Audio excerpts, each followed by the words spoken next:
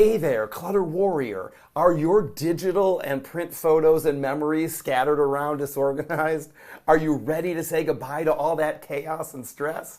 I'm Andrew Mellon. I'm called the most organized man in America. Here are 4 things you can do right now to kickstart your photo organizing process. The first 2 are for your digital photos. The last 2 are for your print photos. Tip number 1, create dedicated folders on your computer or in the cloud. This is super low tech. You don't need iPhoto or any other photo app or program. In fact, I'll talk about why you shouldn't use any of those programs in an upcoming video. For now, just keep it simple. Create folders right on your computer in a folder that should already be there called Photos. These folders can be for different events, occasions, or themes.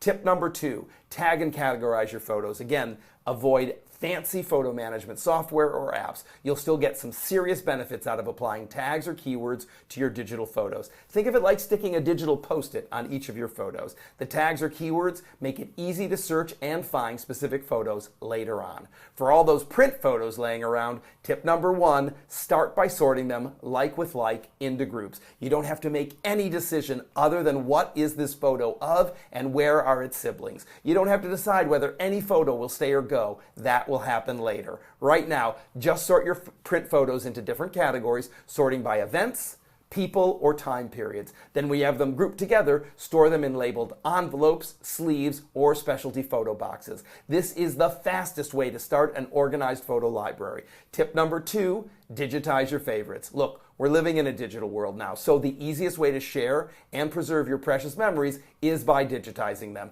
You don't have to do this with every photo. Start small, pick out a few of your faves, think of it like your greatest hits. Digitize them using a scanner or a smartphone app.